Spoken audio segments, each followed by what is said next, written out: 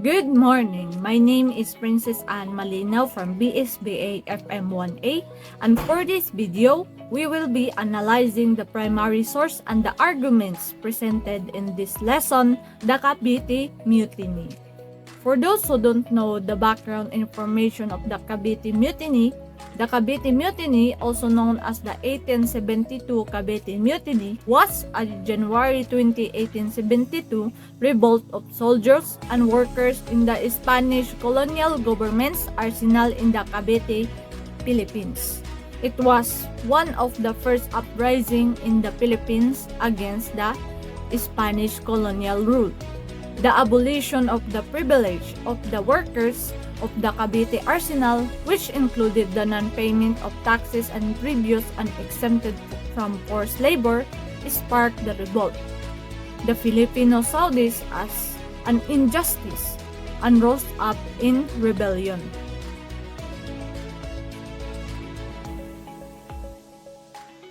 Main issue.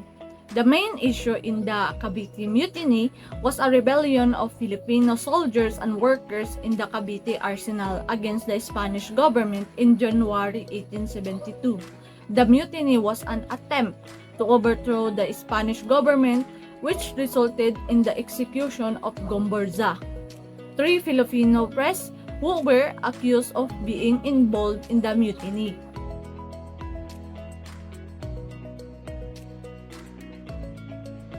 Arguments. From a Spanish perspective, the mutiny that took place at the Cavite Arsenal in 1872 was seen as an attempt to overthrow the secular throne. The Spanish Revolution, which was fueled by the unrestrained press and books promoting liberal, republican, and democratic ideals, was seen as a significant factor in inciting the mutiny. Spanish authorities believed that the 3 priests, Mariano Gomez, Jose Burgos, and Jacinto Zamora, were involved in the plot to take the place of Spanish friars and establish a Filipino-led church. In this view, the mutiny was seen as a challenge to the Spanish colonial government's authority and a threat to the stability of the Spanish colonial times.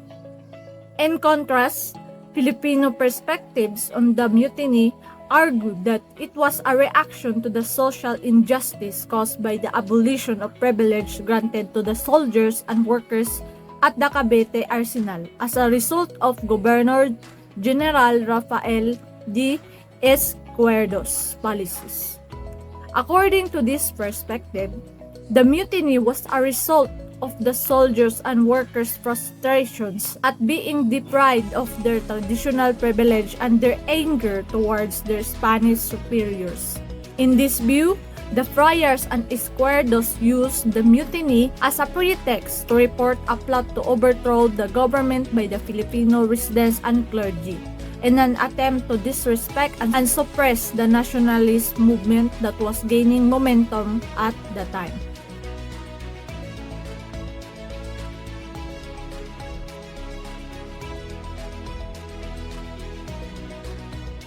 Decision.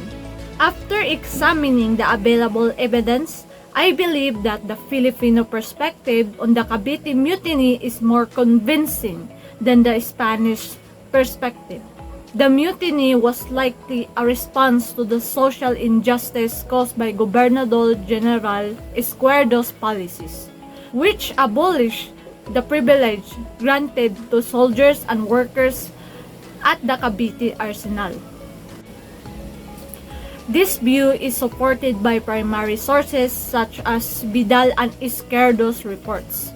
The Spanish perspective, which blamed the mutiny on the promotion of liberal and democratic ideals and a supposed conspiracy by native press, does not seem to be supported by the evidence. Overall, the Cavite Mutiny played an important role in the history of the Philippines, as it paved the way for the country's eventual independence. However, the mutiny itself was a tragic event that resulted in the execution of innocent Filipinos.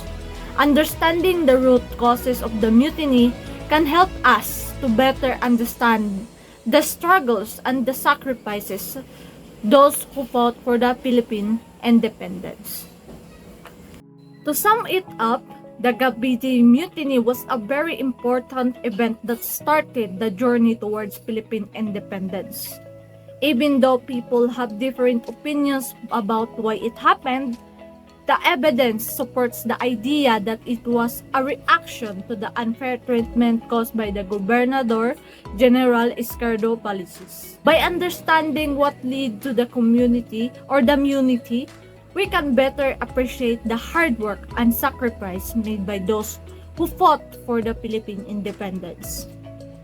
Overall, the Thecavitymutiny Mutiny reminds us that when people work together for fairness and equality, they can make it a big difference. Thank you for watching, and I hope you learned something new in this video.